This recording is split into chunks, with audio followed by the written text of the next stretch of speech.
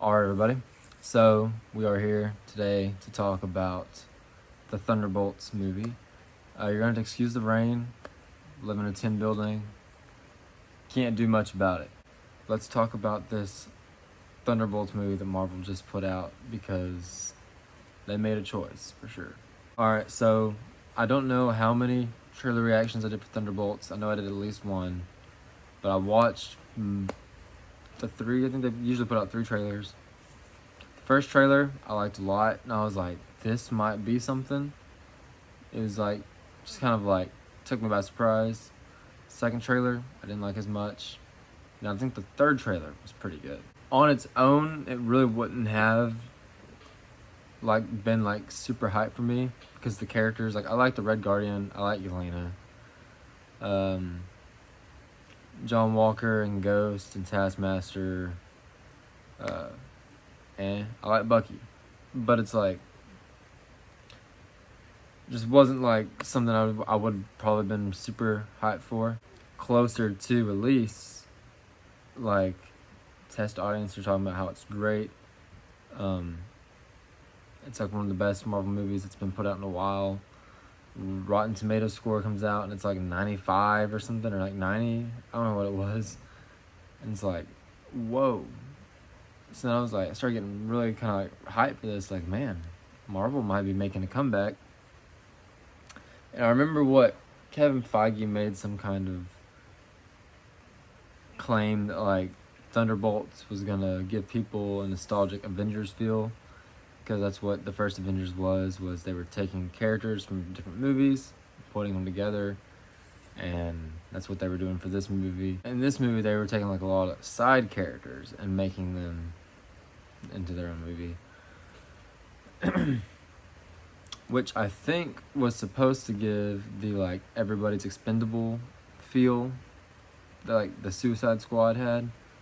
But I was I don't really know if they're gonna do that. There was one character that I was pretty sure was not gonna make it because all the marketing, which I'm sure you're aware of, but I'm not gonna say anything.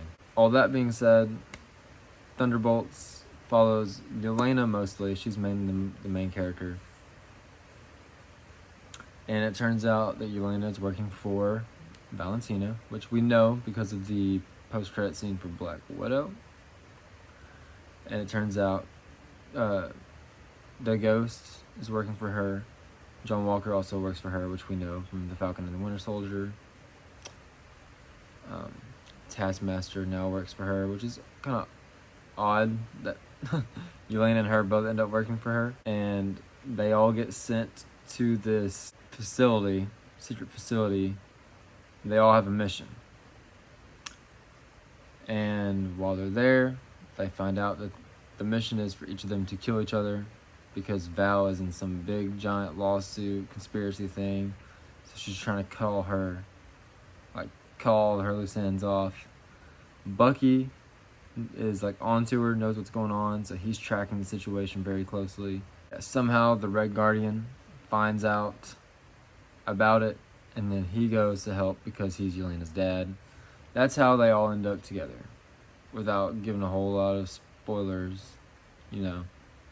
I don't want to really give you details about the movie. The thing is, they all end up together. They all end up deciding, you know what, we gotta take Val down because she just tried to kill all of us. Not cool. And once we get done with that, we're done. We can all go our separate ways. While they're at this facility, they meet Bob. And they help Bob escape also. And Bob has memory loss. He's I can't remember how I got here.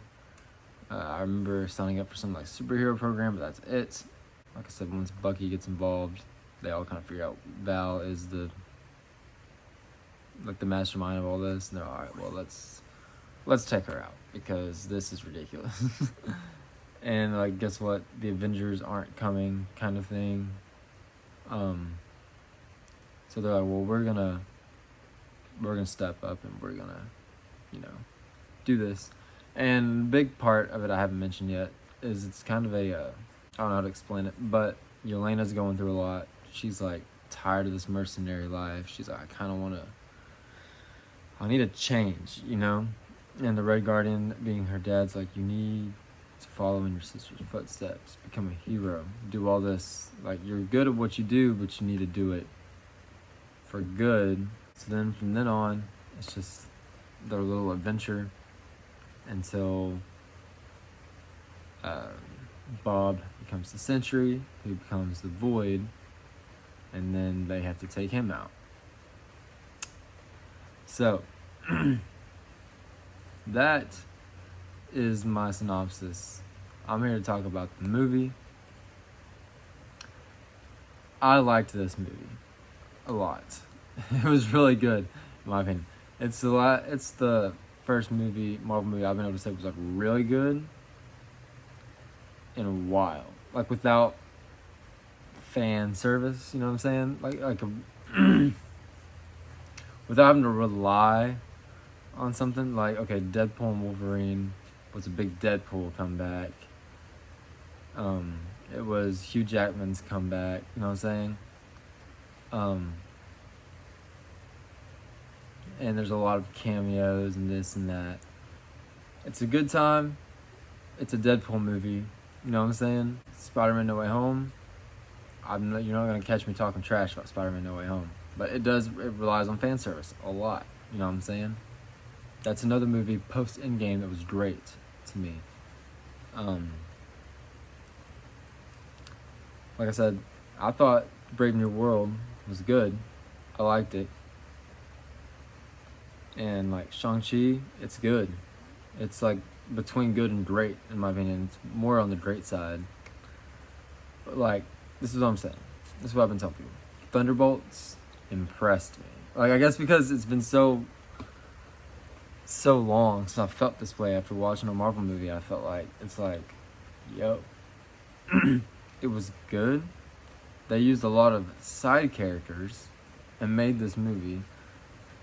Be it Bucky's not really a side character anymore. He's like a side main character. I don't know how to explain that. Like, he's always a side character in the Captain America movies, but then he got his own show with Sam, where they like co-led that show. So like, he's like technically a side character, but he's been there so long that he's a main character to me, kind of. But he's not the main character of this film. I would say Florence Pugh is the main character of this film. Like, I was really impressed with this movie. I thought the action was good. I thought the directing was good. I thought a lot of the visuals were good. There's some stuff in there that doesn't look super great, but I mean, it looks better than Love and Thunder. You know, that CGI fest. I thought the story overall was good. I mean, you kind of know where it's going. And I mean, with Sentry being as powerful as he is, you know the way they're gonna beat him. Like, there's really only one way this group of people can beat him, and that's the way they beat him. You need to go see, because if not, you're probably gonna be confused. And I hear Kevin Feige talking about all this. Well, we need to make the movies more standalone-ish because it doesn't need to feel like homework. Okay, guess what? This cinematic universe has been going on since 2008. Okay? Yeah, there's gonna be homework. I don't think making everything standalone is like the way to go, because that's part of what's been missing to me, is that I don't feel like the MCU has been like interweaved very well ever since Endgame. I guess I feel like they're trying to do this, they're experimenting with what's gonna work and all this, and I'm like, I just want things to feel connected, and Thunderbolts did that. There's homework, okay, but guess what? How many YouTube recaps are there?